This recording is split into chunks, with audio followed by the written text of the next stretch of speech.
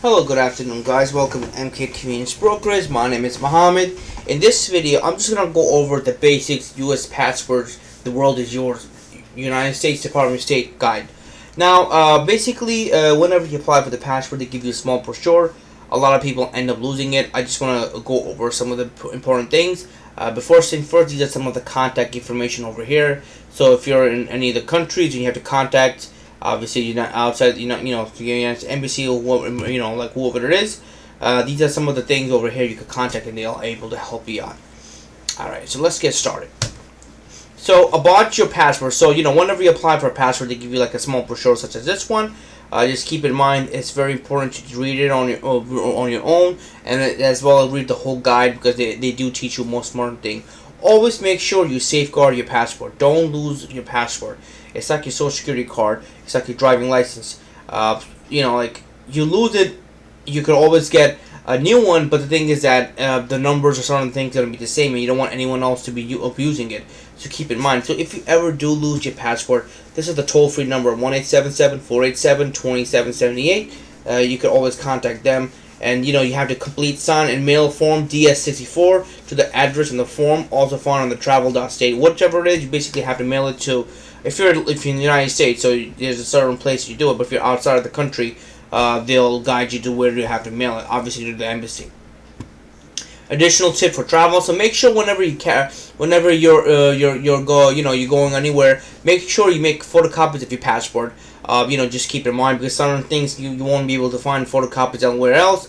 Once you receive a new passport, your old passport is now valid for travel. If your old passport is linked to your valid visa, you can still use your valid visa. You must travel with both your new and old passport in this case. So certain times your visa is on the old passport, not on the new one. So now you gotta carry both of them because now the person that's stamping your embassy will not able to see it. Having both of you, it is a must, or it will be problematic for you.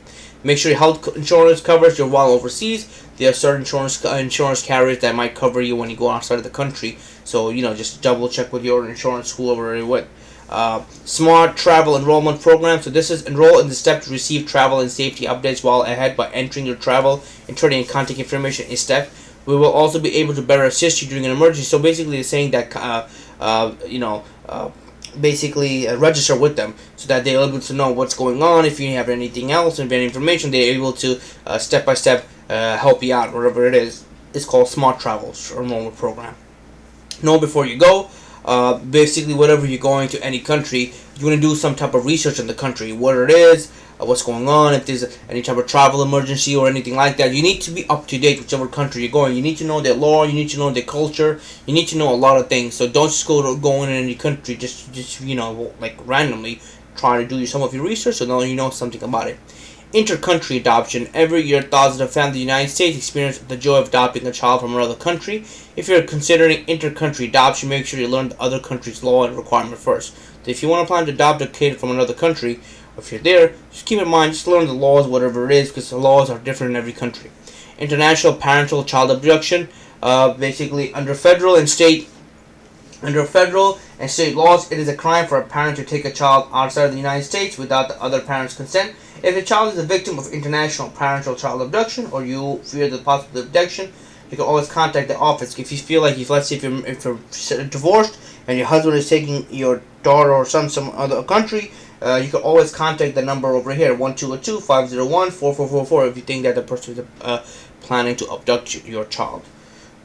And they'll be able to help you out. They'll probably put an alert on your passport, and they're able to basically help you out from there. Where are my documents? This is again, if you're obviously, like I said, this is a booklet that they usually give you when your passport's been issued. A passport book and passport card. You may receive 3 separate mailings: one with your returned citizenship evidence, one with a newly issued passport book, and one with a newly issued passport card. There's also a passport card you can also get.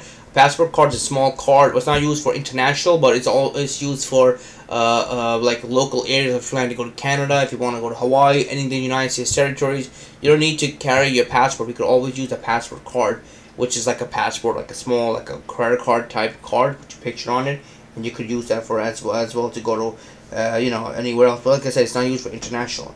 But that said, again, if you guys have any questions, again, these are the numbers over here: 1-877-487-2778. Or you can just visit the website travel.state.gov. they should be able to help you out from there as well. Again, applying for the passport, I have another video on how to do the whole process. But as of now, I just want to go over the guidelines and everything.